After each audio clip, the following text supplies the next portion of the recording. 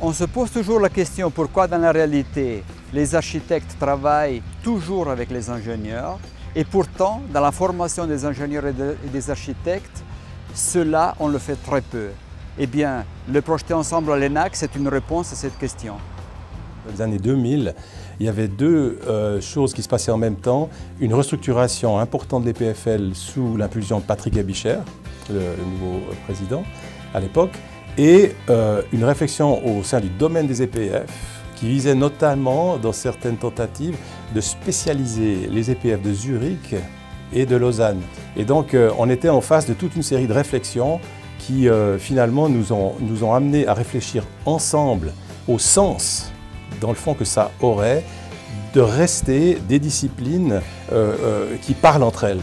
Et le lien qu'on a trouvé finalement, c'était cette notion de projeter ensemble en disant, on pourra en parler encore en détail, mais le projeter ensemble qui vise à mettre ces disciplines ensemble sur les projets.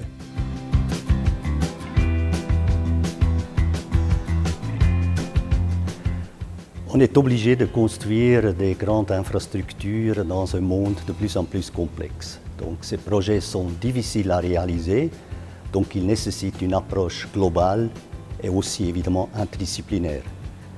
Donc c'est absolument nécessaire, dès la première conception de ces grands projets, de consacrer beaucoup d'efforts à l'interdisciplinarité, sinon ces projets ne vont pas réussir.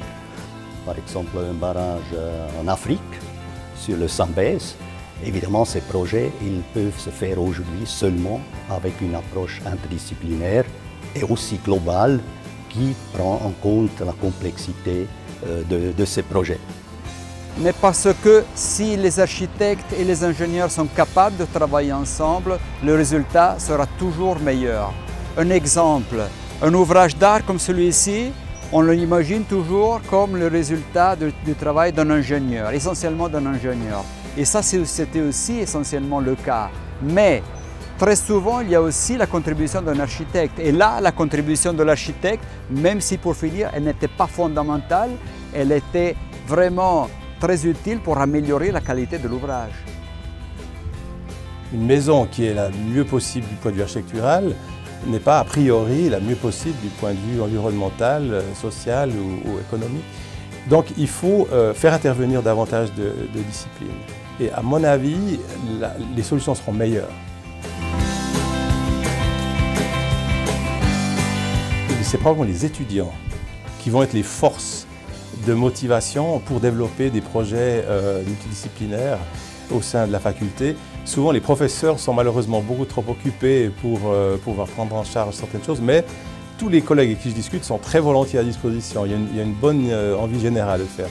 Peut-être il faut donner certains des crédits en plus pour des étudiants qui se mettent d'accord de travailler ensemble sur un projet interdisciplinaire. Moi, j'ai un seul conseil, faire beaucoup plus de projets ensemble.